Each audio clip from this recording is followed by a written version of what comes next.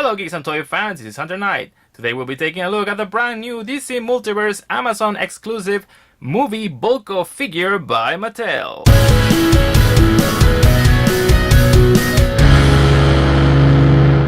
Thanks for tuning in. I was wrapping my Aquaman reviews and then this arrived in the mail. BULKO is an Amazon exclusive figure, so let's take a closer look at the packaging. On the side you can see a picture of BULKO as played by Willem Dafoe. Look at the green. Same thing on the other side. The Aquaman logo on the upper left corner, his name tag on the right, and notice that he doesn't have the collect and connect tag that the other figures in the wave have. This is because BULKO does not include any Build-A-Figures for the Trench Warrior. Furthermore, you can see the figure in his window box packaging with his accessories, the map for the trident, and the DC Multiverse logo on the bottom. On the back you can see a small readout in 4 different languages, the picture of BULKO, and a shot of his prototype next to the figures that you will need to complete the Trench Warrior Build-A-Figure. Now let's free BULKO out of his cardboard prison and find out what the fuss is all about. First off, you can see the likeness of the Green Goblin, I mean Willem Dafoe. Sorry, I'm not the only one who sees that, but his likeness is pretty well achieved, I gotta say. It represents how Willem Dafoe looks nowadays. I like the profile and everything. It looks decent. It's a decent likeness. It doesn't have the photoreal technique that Hasbro uses. His hair features this this little ponytail in the end. It's painted flat. There are no highlights or anything. It's just the plain color there. The head cannot move too much front and back. It doesn't have any tilt whatsoever, but it can rotate left and right. It sits on a ball joint, but the neck kind of constrains most of the movement for this figure. His uniform is exquisitely sculpted, and it features this flat dark blue color with metallic accents all throughout the costume. I like the really the muted colors and how it translates on the light. I like that very much. Look at that. This sculpture on the chest. It's perfectly symmetrical. I really like this details. The arms are ball jointed. They have this much range of motion here. He has a bicep cut. He has the elbow articulation, which it's not too it doesn't turn his arm in a 90-degree angle due to the gauntlets and also the design on the articulation. He has another, he can rotate here his wrist. It has these nice accents on the gauntlets, and they end up in a hand that can rotate, and is also hinged. There is a cut on the torso, and of course there is an ab crunch which allows him to move this much forward and this much backwards. You can appreciate all the beautiful, exquisite detail that went into this figure. Of course, it was not sculpted by hand. This is actually a program that allows you to texture whatever shape you have on the computer. Otherwise, this will be infernally impossible for a human hand.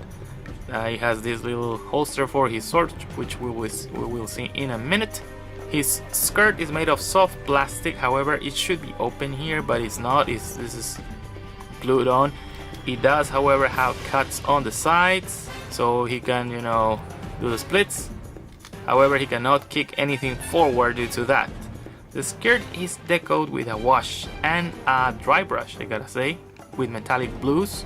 You can see he has double jointed knees, of which he cannot make too much use of because of the skirt, which is very constrained. I probably will slice this up and cut it, probably, although it can go all the way now, so maybe not a good idea. But as for that, the same patterns that you see on his gauntlets are translated on his boots, which actually they're not boots, they're like kind of more like little inserts that go into the whole costume. He has hinged feet, and of course it now has ankle swivel, although in this figure works much better than any of the other figures in the Trench Warrior wave. BULKO came with this red sword, which is cast in red plastic, and it has all these details on the handle. That's it, but there's no paint or anything. It's just cast in red plastic. This thing can be stored on his back here.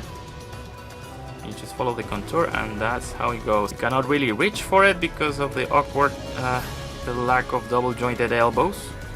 Yeah, but if you remove it, he will hold it securely on his right hand or his left hand. It's fun to see that this is the only figure that comes with two gripping hands. All the figures in the other wave, on the Aquaman wave, have come with a fisted hand, which makes it impossible to hold a trident, and the only figure that doesn't hold a trident, that holds a sword, has two open hands. I mean, what the hell. Additionally, Vulko comes with the map to find the golden trident of Atlantis.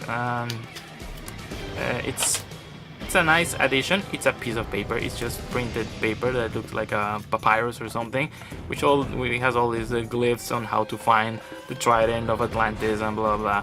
So yeah, I suppose you can like fold it, yeah, and give it to his I don't know.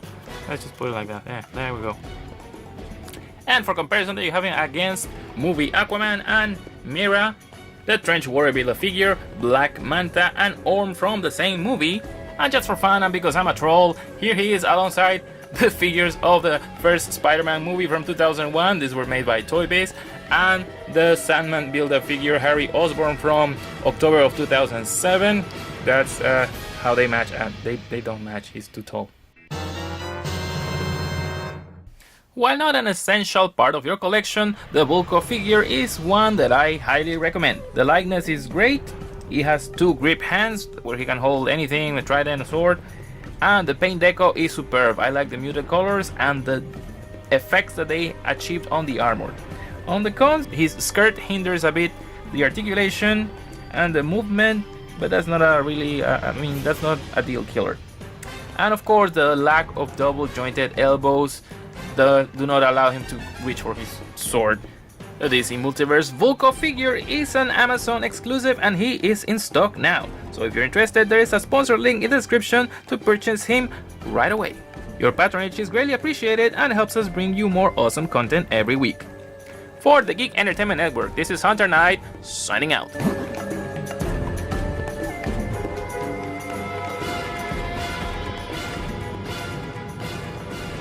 Impressive.